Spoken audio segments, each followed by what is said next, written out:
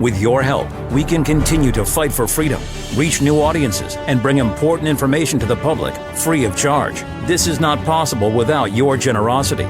Join our quest for the truth and our freedom and donate today, telling it as it is. This is today's News Talk, The World Today. Welcome back. How was your weekend? Just for your own information, mine was lousy. It rained on Friday, pelted down. It rained on Saturday, pelted down, and it rained yesterday. No, it didn't pelt down, but close to it. Doesn't it give you the shivers? Anyway, we'll talk about the weather later. Anyway, how was your weekend? You know, mine was lousy. Sat inside patting the pussy, a cat. Beautiful little cat I have there too. Lovely. There's Jason in the background. It's a bit nostalgic, the first half hour today. Memories. Jason Olbourne is an Australian political commentator, independent media host, and citizen journalist dedicated to uncovering truth in mainstream narratives. Now, as host of the 51st State on ANR.news, and now he's moved somewhere else. We'll find out more. He delivered hard-hitting analysis on global politics, Epstein revelations, immigration debates, US politics under Trump, and Australian political issues. Now, previously, Jason hosted programs on TNT Radio, including Jason Q, Citizen and Friends, Compass and Weekends, as well as the Daily Australian and World Series News. We're going to talk today about a particular aspect of the Epstein files and the latest in Australian politics. Jason Q, Citizen, your friends call you Jason Q, Citizen, Olbourne. Nice to see you again. It's good to see you, Mike. You know, it's funny. Every time I see you, you get blonder and I get whiter. What's that about?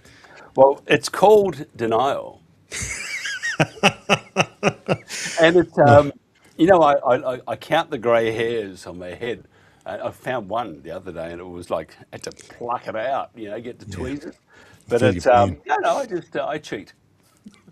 Well, yeah, you know, good luck to you. Nice work if you can do it. But there you go. And tell me, you do the Channel 51, am I right? Yeah, well, that's been my creation for some time to put together work and a chronicle of what's been going on. And I've decided that each episode that I do gets a number, and the number is how many days it has been since I started doing this effectively 24/7. And would you believe today's show was 3,916 days, Mike? So channel 3,900, no? Channel51.com.au and episode 3916. And that it correlates to the day that Bernie Sanders announced he would run for president. And it was at that point that I realised that the world was changing, that some independent guy from nowhere had a real shot, and chronicled that in different formats over a very long period of time until it culminated in getting in front of the camera, which was where we met almost, 6 or 7 years ago. Yeah, memories. And I have to say, watch this space. There's probably some very exciting news just around the corner. Fabulous. But yes, I think so too.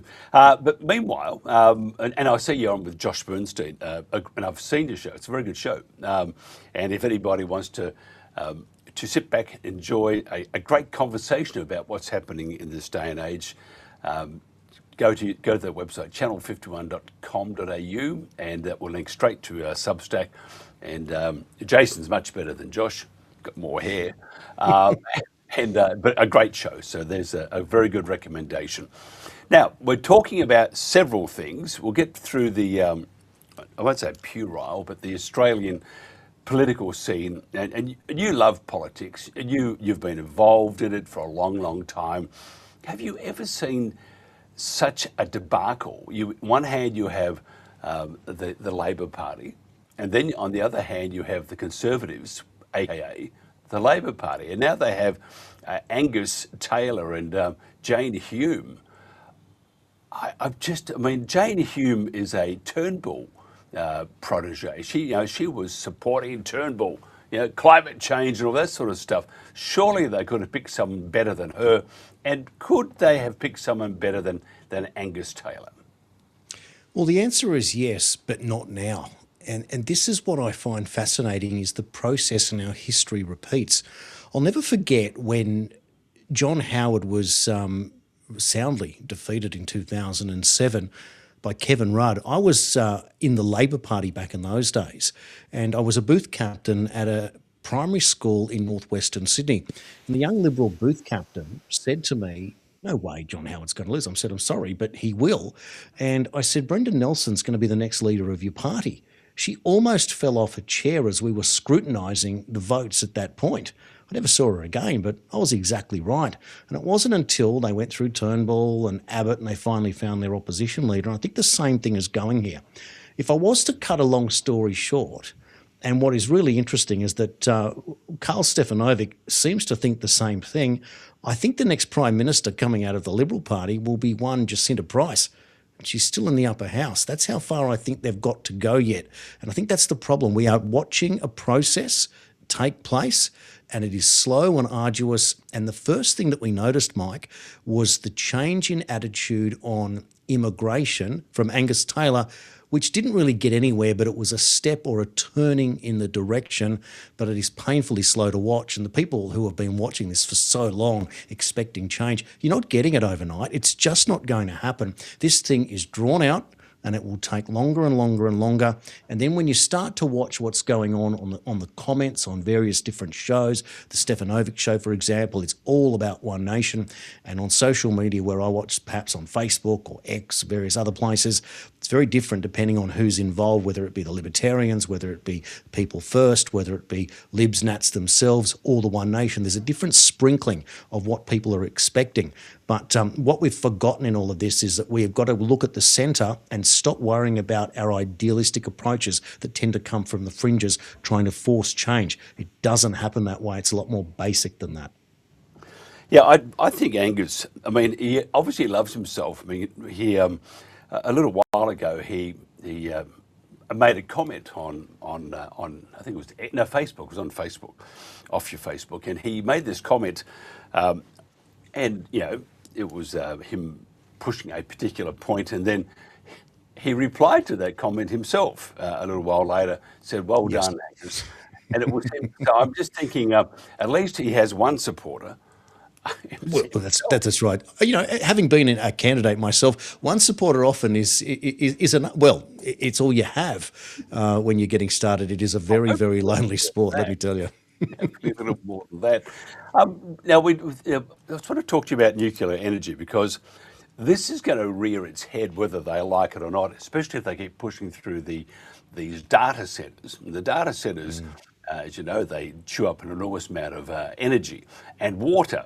So we've got two issues there with these data centres. They'll use 25% more water than what is currently being used in communities. And of course, we've got plenty of that. Hang on, we've got a drought. But anyway, don't worry about that. At least we've got plenty of electricity. No, hang on. We've got windmills. Don't worry about that. So what do? We if they want to install and build all these great data centres, in particular, say, Sydney, which is going to have probably the largest in the entire world, Chris Bowen must be like pulling his insides out of his mouth right now, because the only way this will work is if you have plenty of water and plenty of electricity. Now, the electricity, they need reliable electricity. We haven't got enough. So what they're doing in the States is building nuke power plants for these little mini ones. And that will send the Labor Party and also the Greens, they'll turn inside out again. And then we have the water issue. Now they're saying we'll use recycled water. Well, it does take a little while to build a recycled water unit, such as diesel, probably about 10 years, and it cost you probably $1 billion. So, Jason, where are we then with the nuke power stations and our acceptance of nuclear power if they want these data centres, and government does want these because it's leading the world along with our environmental issues? What do we do? Do we keep talking about this imaginary data centre, which it's not, because we have a couple around the place now, but they're going to build some very big ones? How do they power it up? And secondly, can you just tell me, I'm just wondering, as they're building the desal plants around the country to provide water to cool these data centers down, where do they get the water in the meantime? When we talk about data centers, specifically, we're talking about the revolution of artificial intelligence and the amount of power that's required. And it seems to be one of these exponential demand increases as the AI literally reinvents itself every 6 months. We're at a new stage along. So therefore, the data centers that need to be used to require massive power. So when you have a Labor Party that's seemingly in control of 4 of 6 states or something like that in the federal government and are all about the Greens but anti-nuclear, you do tend to wonder, well, where's it coming from? I noticed that John Ruddock today has put out a call where he, as the Libertarian in the upper house of the New South Wales state government, has said that he's got the Liberals on side to talk about how they're going to bring nuclear power try and bring it into New South Wales at least. But that's where it has to come from. You can't draw the power from anywhere else. So are the Labor parties, plural, state and federal, going to have to put the brakes on their plans for artificial intelligence, or are they going to want to, offshore it somewhere nearby where you can get nuclear power?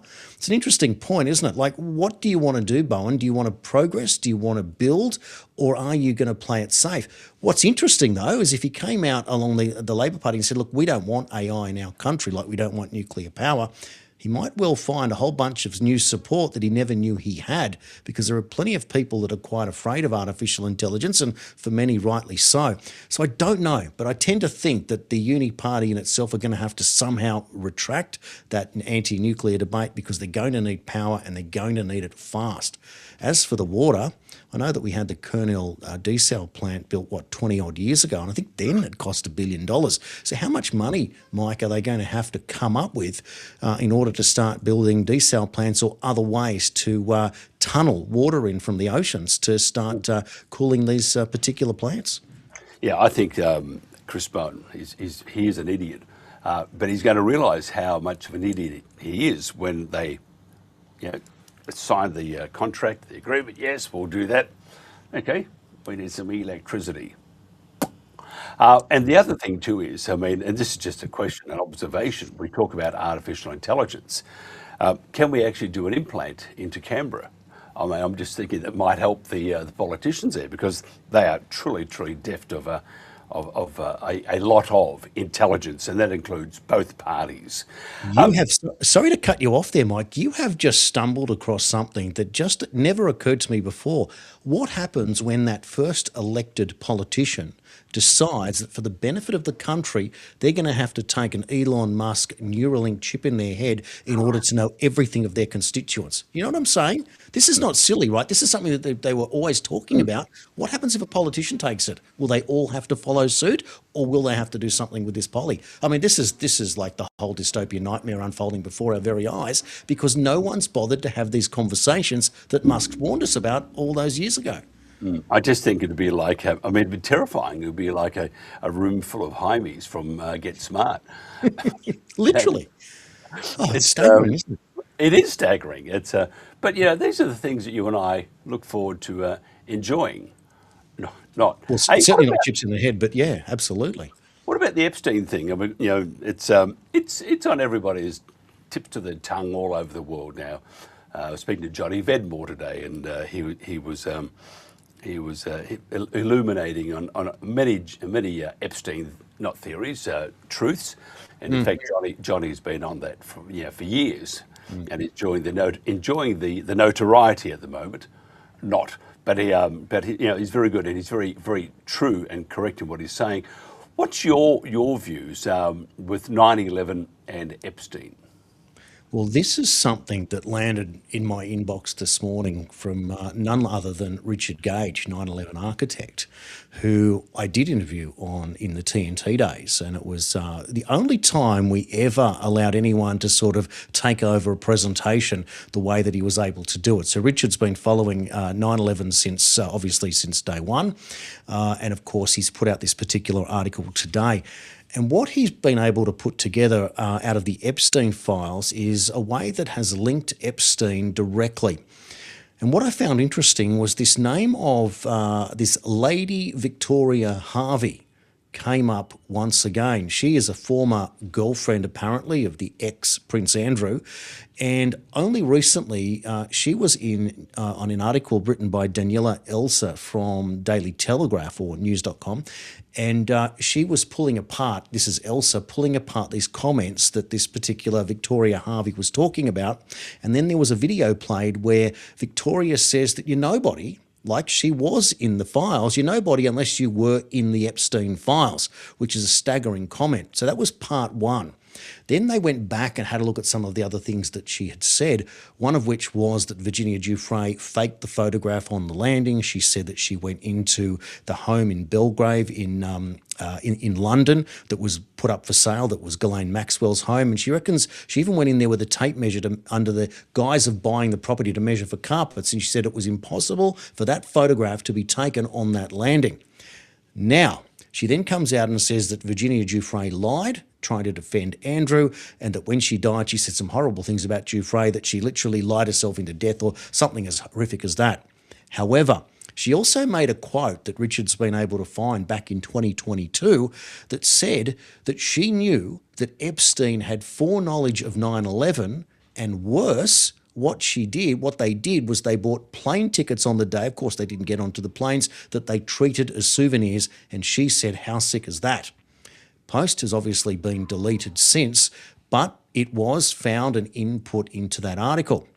Where it goes further, though, is the analysis of Howard Lutnick and also Rudy Giuliani in 2010 apparently are going to accept a meeting with Epstein himself. This was done between assistants, etc., on either side, but we don't know if the meeting ever took place.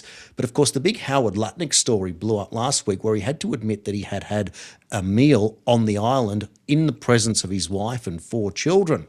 And so Lutnick's kind of had to sort of shift gear here. But I think this is where the plot thickens, and this is what's so interesting about this particular story. And how I quote is from The Godfather, keep your friends close and your enemies closer. What do we know really about when we backtrack on 9/11, and why is 9/11 so important to this day? Well, it's like COVID. It's something that's never been, and the Epstein files themselves, has never been resolved, and we've never really been satisfied with the explanation. So within this particular story, there's another character, a former Senator Kelly, who approached... no, it wasn't Kelly. He was somewhere else. There was another character that's written to Ghislaine Maxwell, a fellow called Ed Epstein, no relation to Jeffrey, asking Ghislaine Maxwell if she would want to be on a secret 9/11 commission, to which she declined. Why would Ghislaine Maxwell need to be on such a thing, a shadow or a secret 9/11 commission? So putting some stuff together, the big question mark over all of this is, what does Howard Lutnick have to do, given that we've also learned that Howard Lutnick bought the property next to Epstein's townhouse in 71st Street in New York from the Epstein Foundation? How does this come together?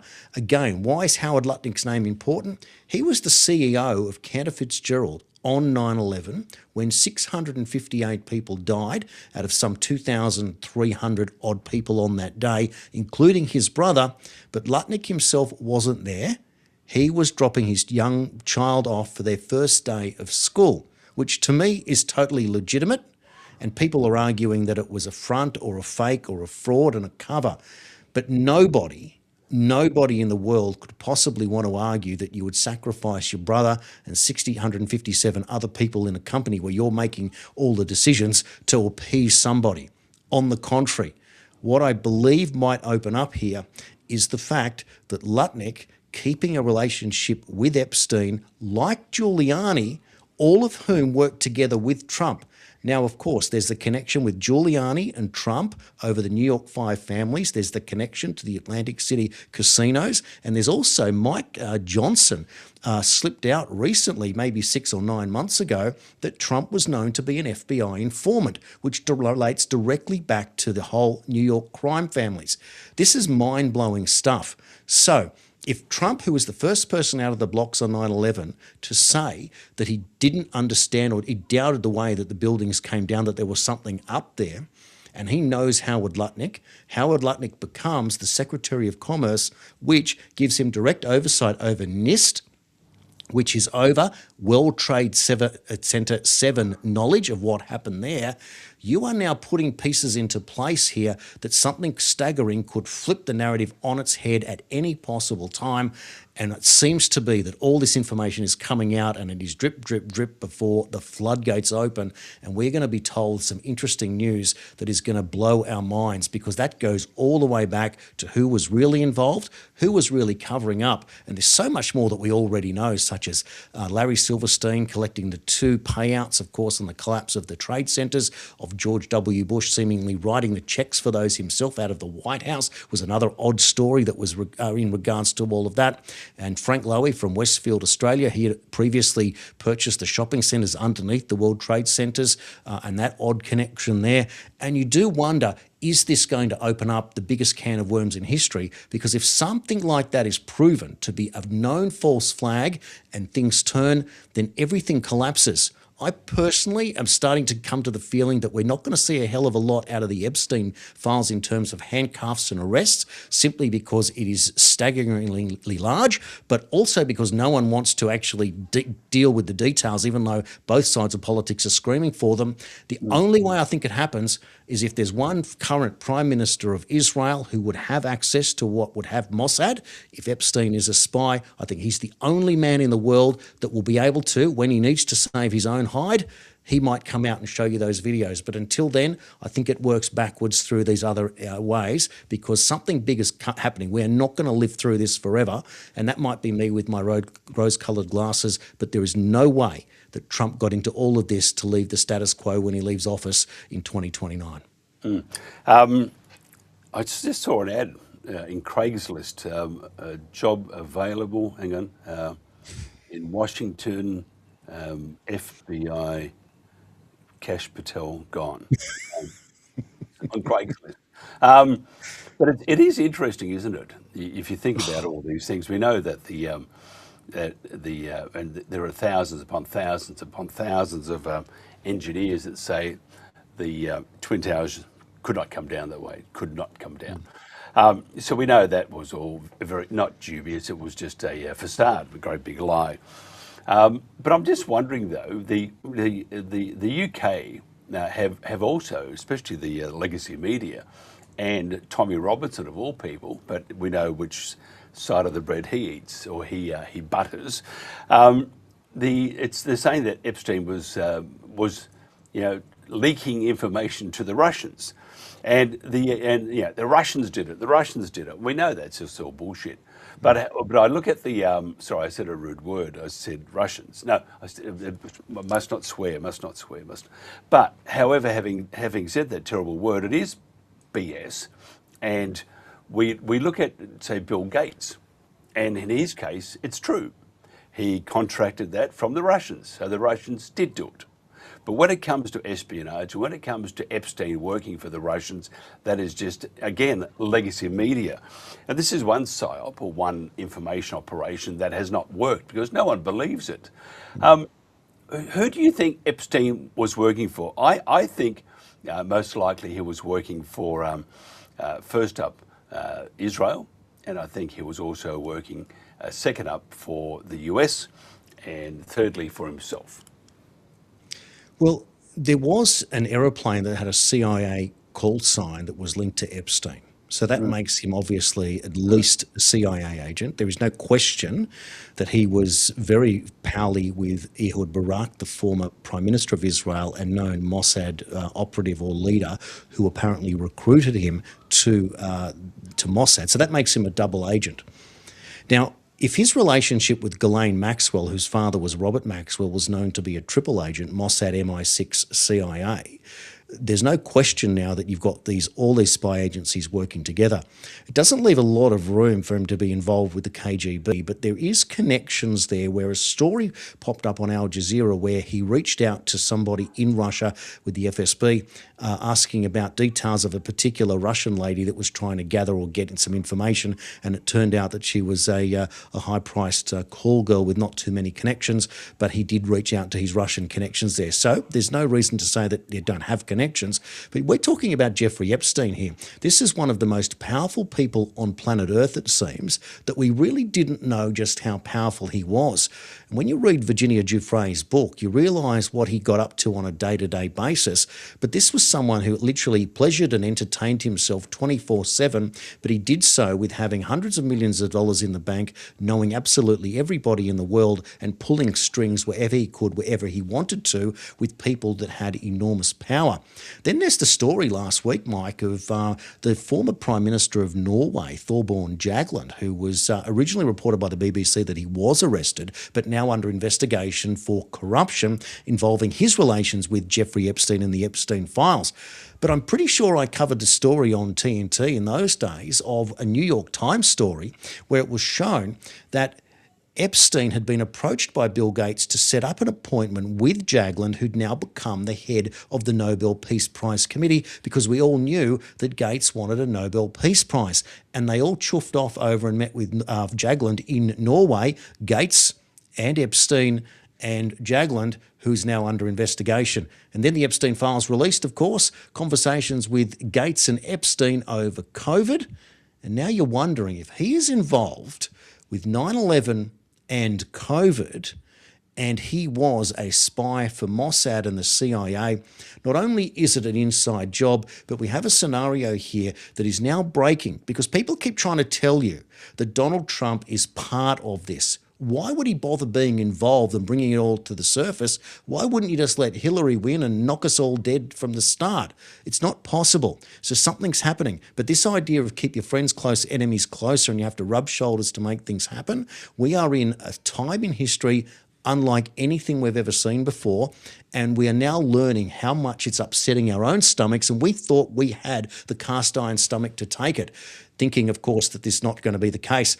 I really struggle now with some of the stuff that I see and hear, because it's the manipulation and the willingness to go along like this Victoria Harvey says you're nobody if you weren't in the files, which means they didn't know they were globalists before Trump arrived and got rid of the Trans-Pacific Partnership. They just thought they were on the good thing and everyone did it, and it was where the absolute power went, and they just thought we were all sheep and cattle and their chattels to play with. Trump comes along and turns it on its head, and now we realise we are in a game for our species. It's that big, because they don't really care about us, happy to put whatever they want into us and make us take anything for what we now know is man-made viruses. But at the same time, we're learning about what they do to live eternally, which they honestly believe they can. When I say they, I'm talking about world leaders, the Epsteins specifically, and the Lifeboat Foundation. Check that out at lifeboat.com. That's going to blow your mind what they're up to and just how many people are involved, Mike. It is incredible where we are right now. It is, and we've just run out of time. I just want to get your quick thoughts, because we haven't worked with each other now for a year and a half, which I do miss it, by the way, and we are working very hard. There is something in the wind. That's all I can tell you. But imagine TNT, but this time on steroids. But having said that, you went out on your own again, and that's how we found you in the first place. But you went out on your own again. I followed your journey and ups and downs and all that sort of stuff. I go on a bit about independent media being under the umbrella of those that provide food on the table for those particular people, and I understand. But there are players in the world, and we've got to be careful here that we don't mention any names. But I can tell you that, say for example, and I'll talk about this more a bit later with the UK mob. If you look at a UK column, for example, UK column. It's a grassroots organisation, been going since 2002, and it's one of those very good grassroots media services. And if you look at, and I won't say too much here, but there was a post put out and a video put out by an ex-work colleague of ours, Jeremy Nell, and he's gone on about how great certain people are. It was truly, I'm looking at UK column, and it's truly a propaganda piece for the Chinese. That's my opinion, and I'm allowed to have that. And if I'm wrong, fine, but a propaganda piece, and I understand that everybody needs to eat. Did you find in in the independent media circles, were you surprised at some of the discrepancies in people's opinion of themselves? Oh, goodness me. Independent media is going through a coming of age, if you will. So there was the original necessity that was the COVID era that brought a lot of us to the surface, and we got to test our mettle in that particular process.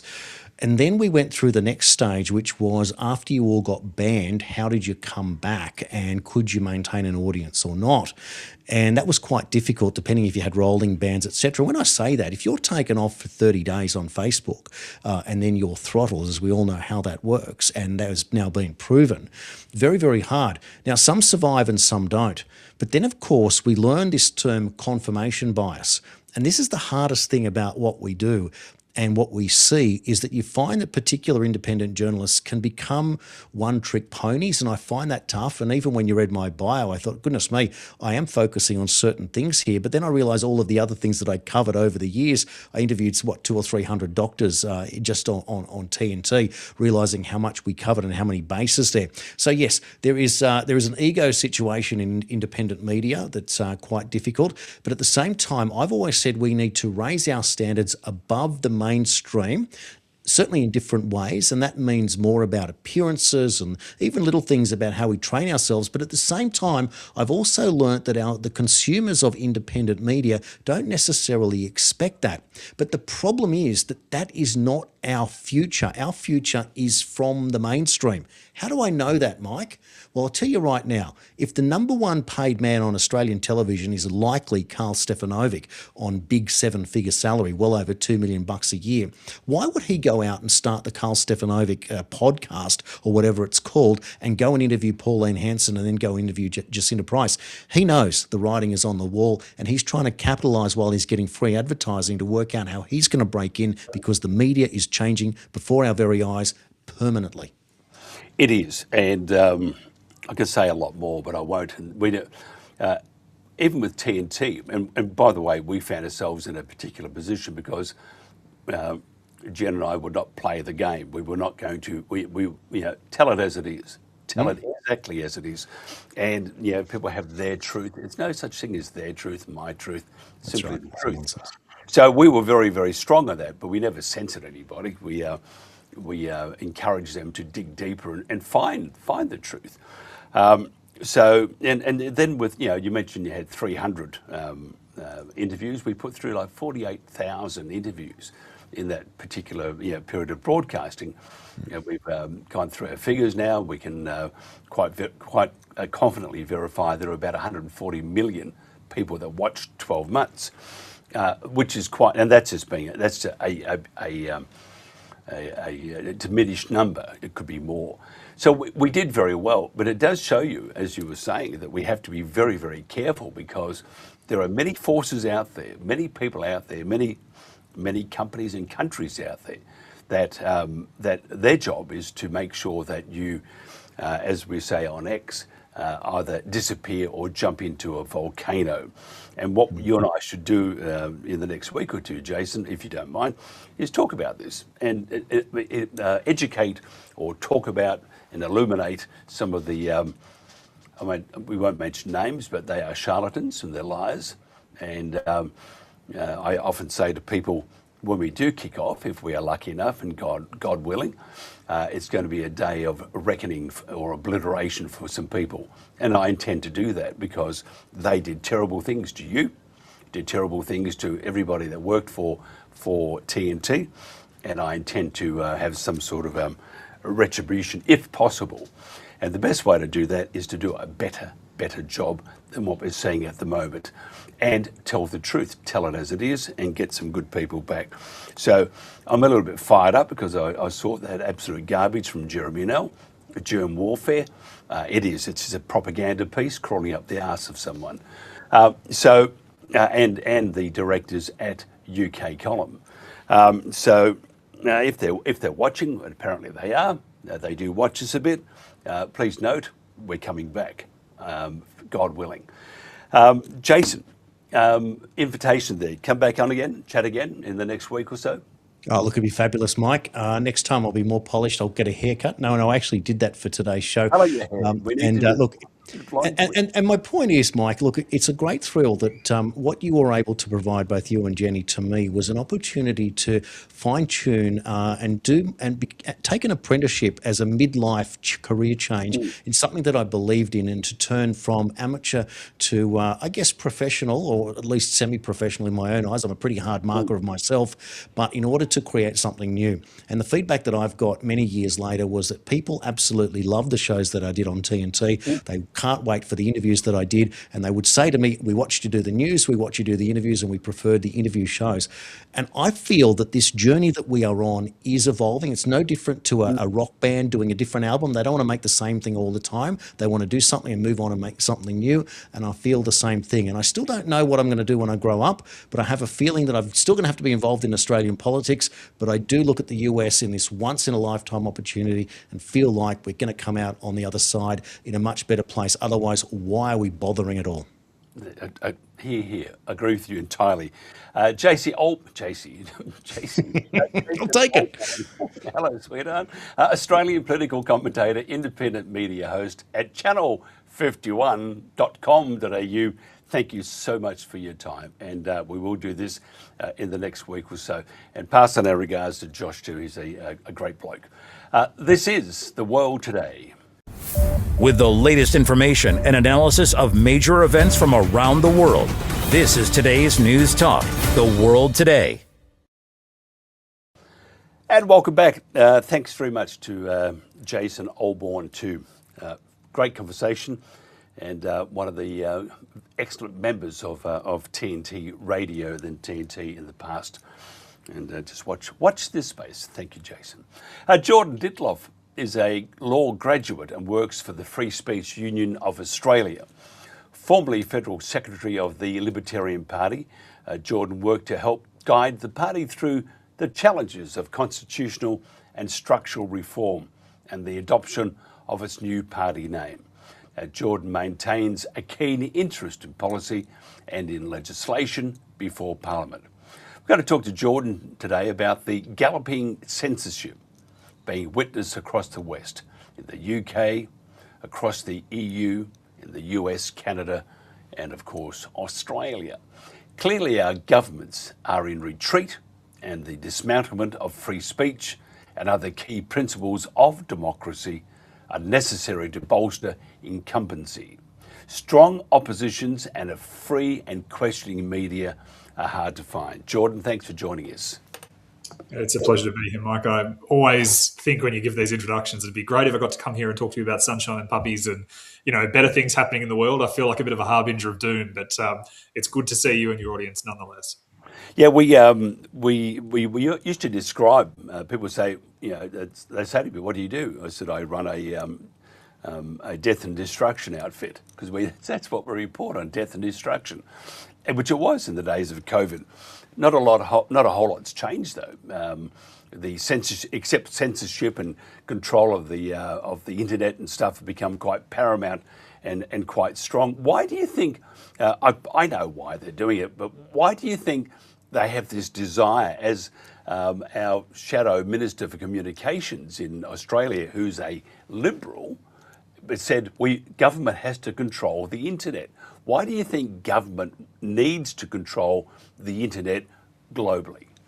Well, when we say government, what we really mean is the major party establishment. So that's one of two wings of the same bird are going to be in power across most of the West at this time, with a few exceptions. But really, what they're afraid of is they and their mainstream media allies, collaborators, whatever we want to call it, losing control of the narrative, and that is their biggest fear, because that control of that narrative has historically shored up their position and meant that they can control or manipulate what people think about issues, what issues are getting discussed, and try to sort of, control the flow of the river of information. And in the modern day, in the internet age, where you've got many very fine alternate media outlets like yourself, people like Topher Field, Rebel News, and many others, you've got this sort of increasingly loud and increasingly large, as Jason said, when Karl Stefanovic is doing a podcast of his own one-on-one with Pauline Hanson, you sort of know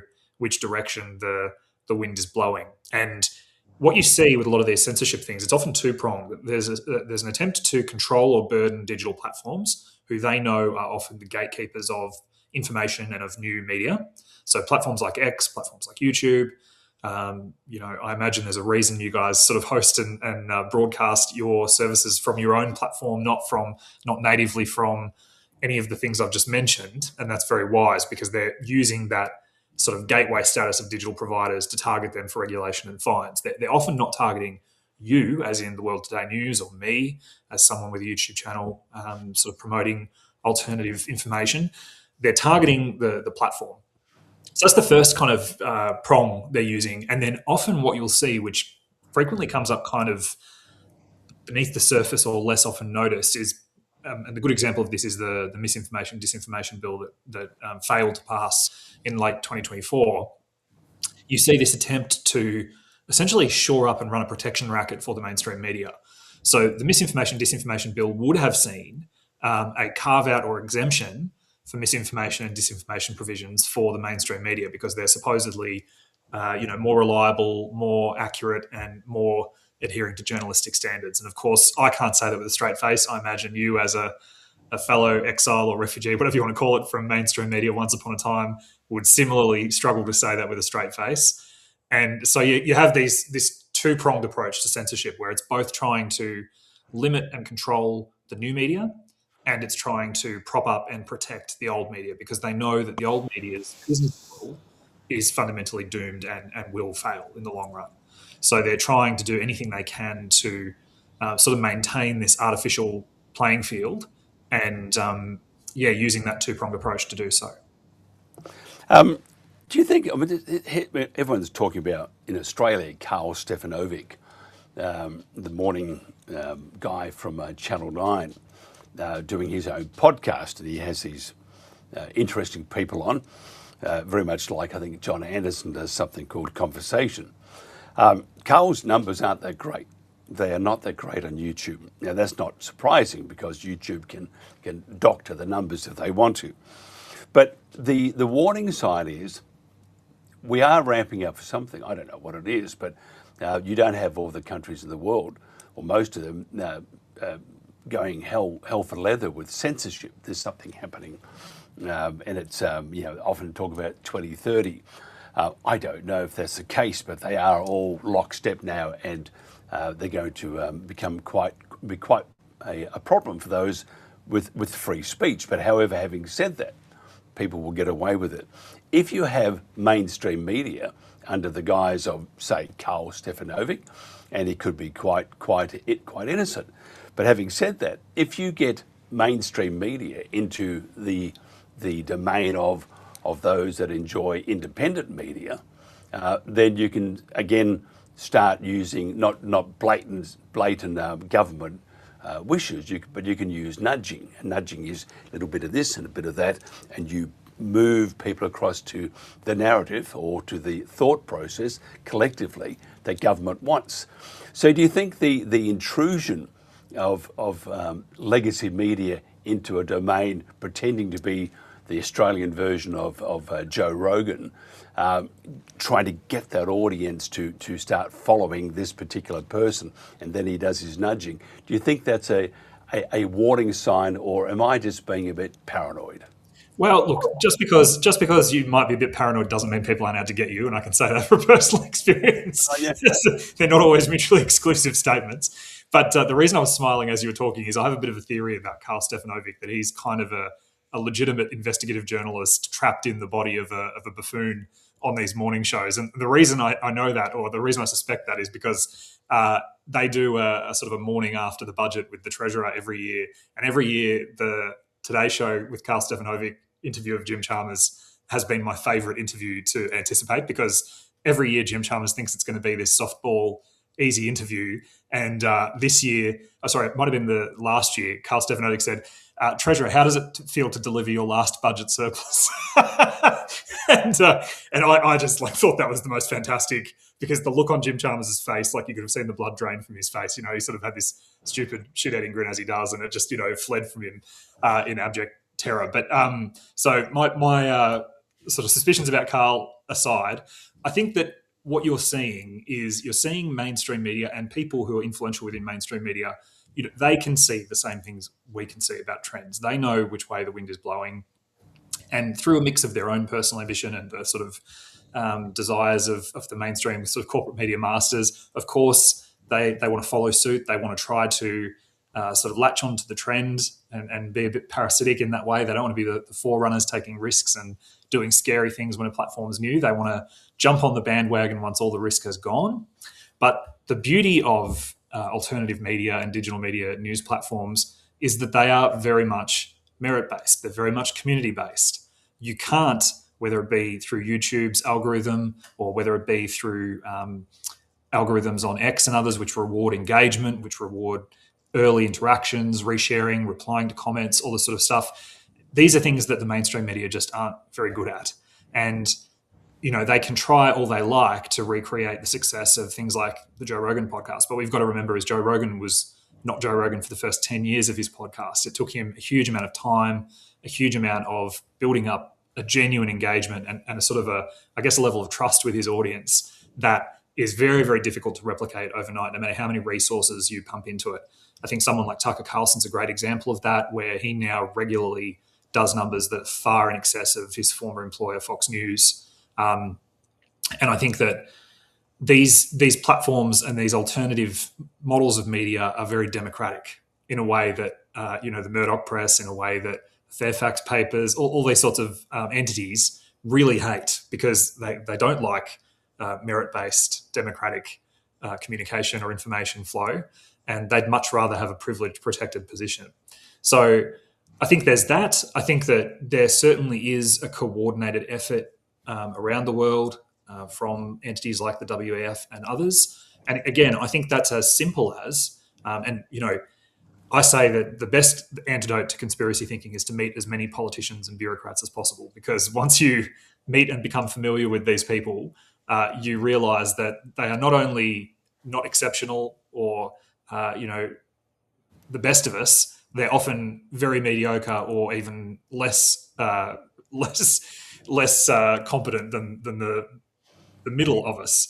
So, but it is true that these kind of networks of influence have been very used to being able to dominate and control and manipulate the flow of information, and they are absolutely not responding to the challenges that are coming their way without an effort to fight back. So what you're seeing is the system that has been in existence, status quo, basically pushing back and trying to fight the tide. But fortunately, as difficult as it might be and as rarely as it might seem like that from us in it, looking at it, I think that our side, the side of free speech, the side of uncensored news, of democratic flow of information, you can't beat the signal. In the long run, no matter how much, and sometimes, especially when the government cracks down and tries to control these things, you will see the uncensored, more free speech-oriented approach prevail. And just quickly, because we are running out of time, and sorry about the short time, but I sometimes get a bit of a waffle on, and I just keep talking to the previous guest. I will get slapped down for that, and I can't wait. Just quickly, though, your thoughts on the... I thought Susan Lee was drab, or lay. I look at Angus Taylor, and I look at Jane Hume, who's an ex-Turnbull fan. Do you think much has changed, or is it just all smoke and mirrors? Well, look, I'm very much on the record on this show and in many other instances of being very, very fatigued and critical of the Liberal Party. And, I often say that I think of the Libs like an ex that I sort of still want to see doing well. I don't have any grudge against them. You see them at a party and they're making bad decisions and getting drunk and, fraternising with bad people and making bad life choices, and you just cringe. That's how I feel about the Liberal Party a little bit most days. But I think we should also, we've asked for change. We were very unhappy with Susan Ley. The Australian people really weren't impressed with her, and One Nation's polling surged as a result. They've listened to that, for better or worse. Better late than never. And I think we should wait and see what they do rather than what they say. Taylor's come out with some sort of heartening messaging in terms of cutting both taxes and spending, talking about restoring sensible people to frontbench positions, and that's from both the left and the right. Talking about bringing Jacinta Price back, bringing Andrew Hastie into sort of a more domestic economic portfolio. And also, notably, I would say Tim Wilson potentially as shadow treasurer. Angus Taylor was treasurer in the Dutton opposition, and he really didn't manage to lay a glove on Chalmers, which I think, as you say, doesn't fill me with huge confidence in him as leader. But you do need someone, if you're going to have a leader who's a bit more steady as she goes and sort of reasonable everyman, which I think Taylor is more that than, say, a Keating or a Costello, you need someone in that attack dog role in the Treasury. And I think that Tim Wilson, for all that we disagree on some issues, I think he would be very good in that role. So, I think that we may well see a real sort of resurgence from a very, very low base with the Libs. Like, I think a lot of people really just didn't like Susan Ley, and some of One Nation's surge in support has been that. So I think we will see that sort of come back down, and we will see the Libs kind of bounce back a little bit in the polls. What they can do with that and what they actually deliver versus what they simply talk about, we'll have to wait and see. Jordan Dittloff, always a pleasure. If somebody wants to find out more about what you do or how to get in contact with you, how do they do that? So all of my socials, I'm on YouTube, X, Instagram, and Facebook. I'm at Dittloff, the number 4 cents. So at Dittloff, 2 T's, 2 F's, 4 cents. And I'd love to hear from you on all the issues we've talked about and more on my other channels.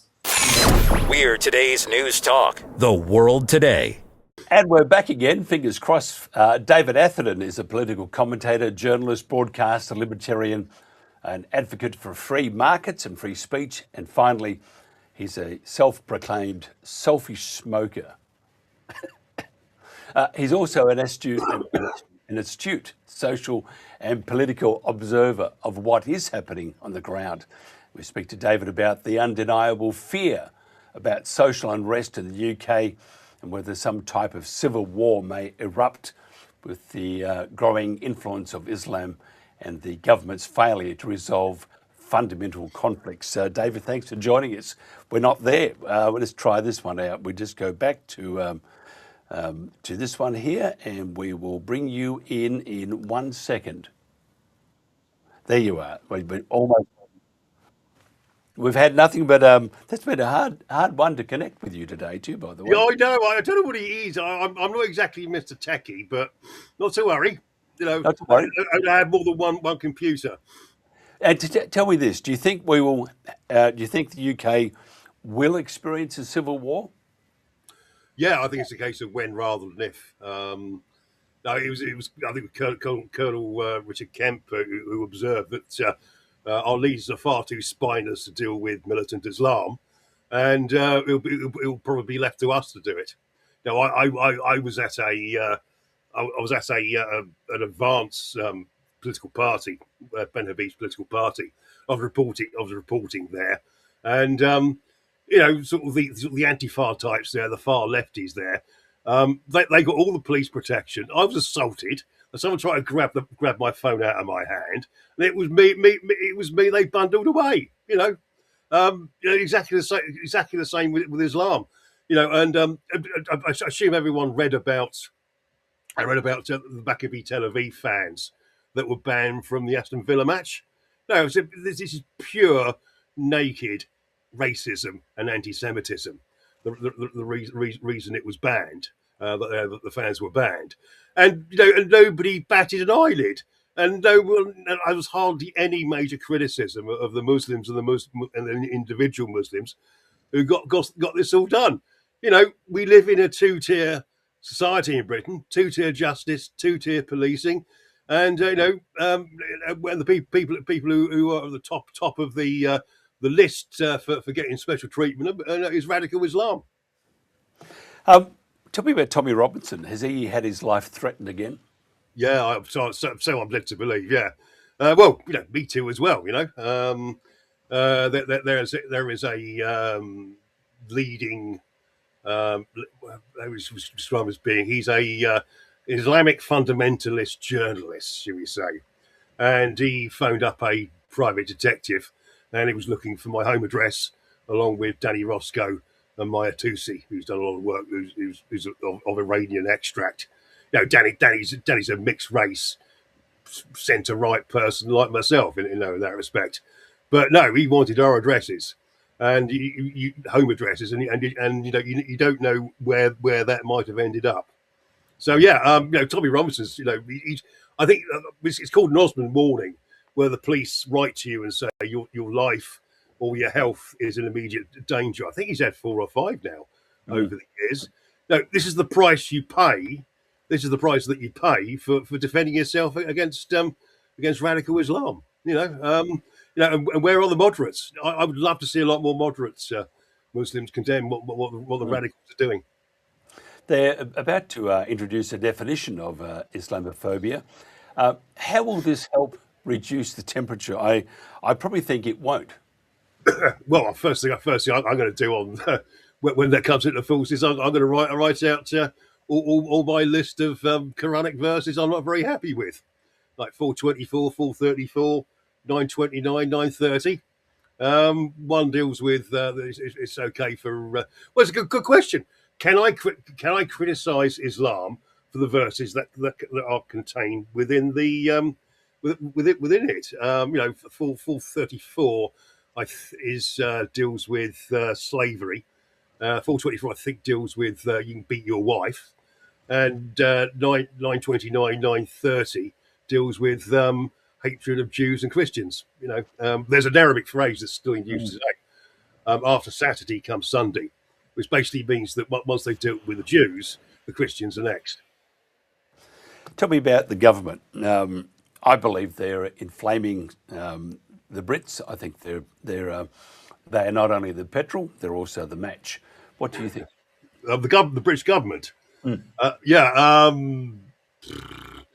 You're obviously right. I'm just trying to put your comment into perspective here at the moment. Starmer, the problem Starmer has, he's plummeted in the polls. He's the most unpopular prime minister ever since polling began. And the problem he's got is that the only people who might vote for him are the Muslims. It's the Muslim bloc. But that's being sort of slowly being eked away by independent pro-Gaza Muslim MPs who are getting in heavily concentrated Muslim areas. Excuse me. That's why he's pandering to them with regards to the anti-Muslim hate.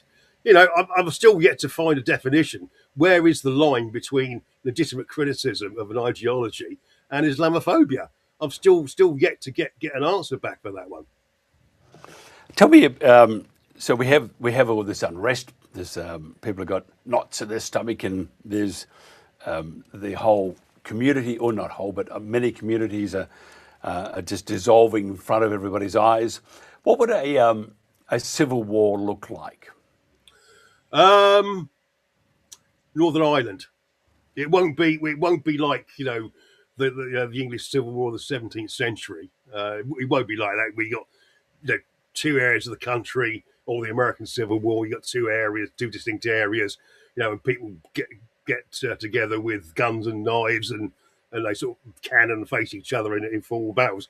It won't be like that. It'll be more of a low-level terrorist type civil war, whereby you think. I think it'd be very similar to what happened in Lebanon between 1975 and 1990, and what is possibly going on in Syria at the moment.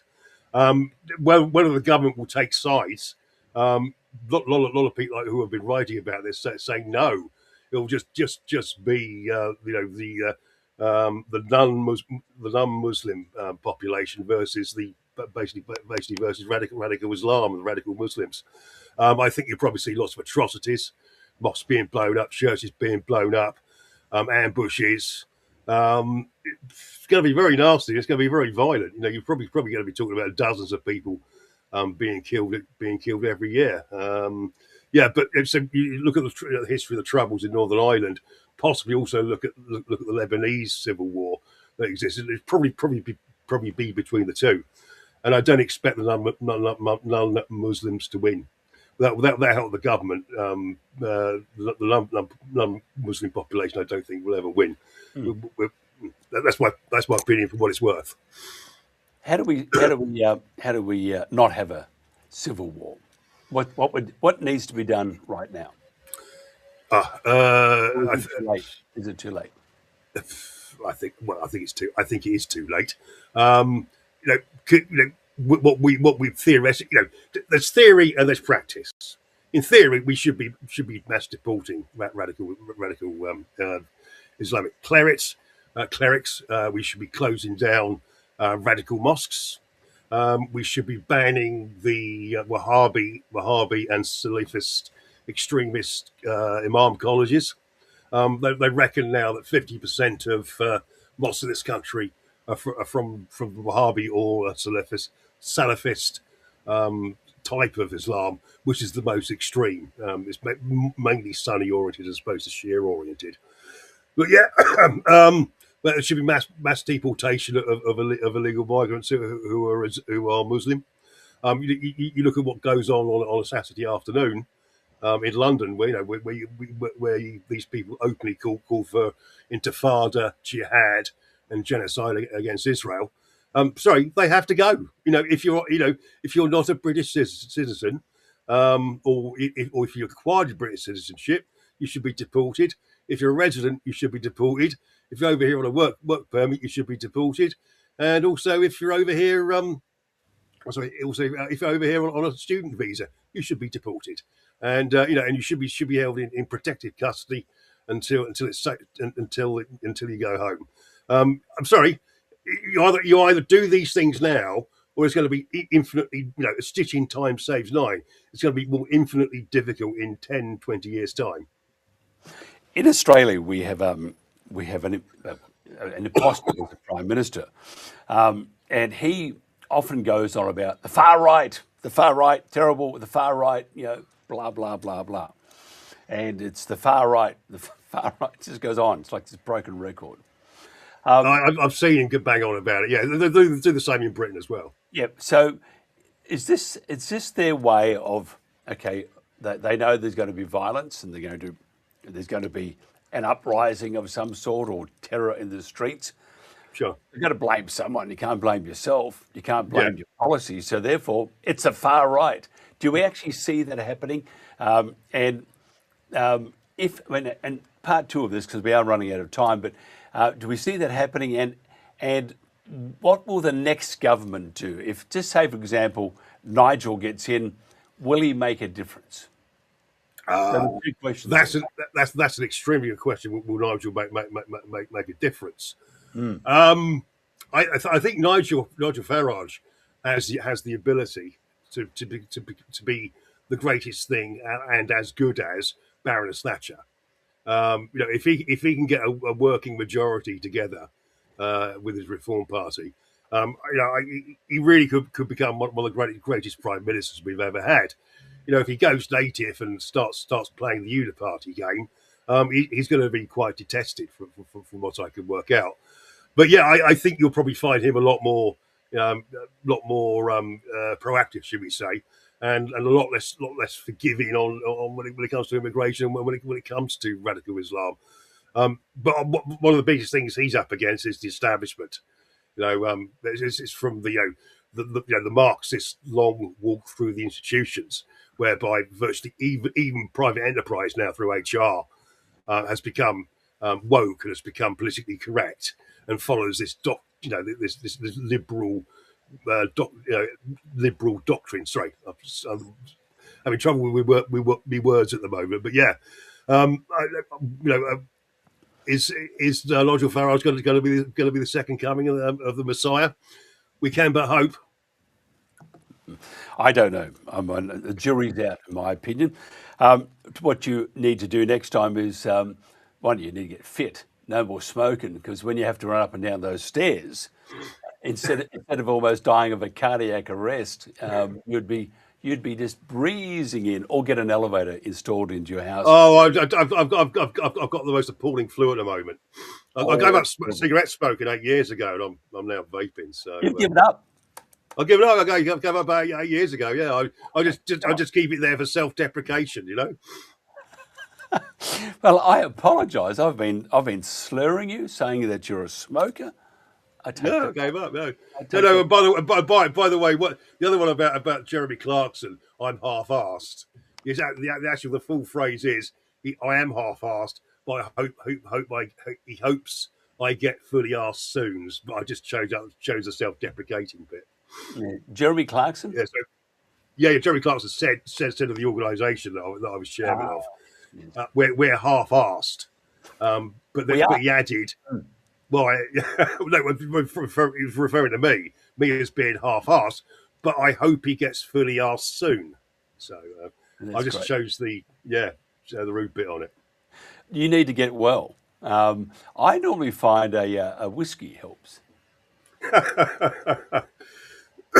Normally red wine helps me out on that one, but And my doctor said red wine is much better, but I always find that a whiskey, doesn't do you much good, but tastes much better. David, if somebody wants to find out more about your writings and about you, how do they do that? yeah, it's my Twitter account, X account is Dave at Dave Atherton 20. And by the way, I do. If you click on my articles, the last X article I wrote is actually covers the Civil War and how the Muslims win. The Muslims actually win, and it's about 1,500 words. So it's a bit of a long read by most people's standards. The last line is, in the 2111 census, only 10% of British people identified as being white and Christian. Britain was no more. Interesting. I'm going to have a whiskey for that one. Yeah, indeed. It's the only advantage of getting older. You'll never see this country as bad as it will get. Well, I hope to be there in the next few months, if not earlier. So, do I have to, as Ricky Gervais suggested, do I need a stab vest? It's not as bad as that, but I do take his point. I think it was. I love it. I think when he said, "Welcome to London, don't forget your stab vest." I thought, "Wow, that's great." David Atherton, always a pleasure. Hope you get better. Thank you. Have yourself hot lemon drink and some good rest, and before you know it, you'll be back at the pub.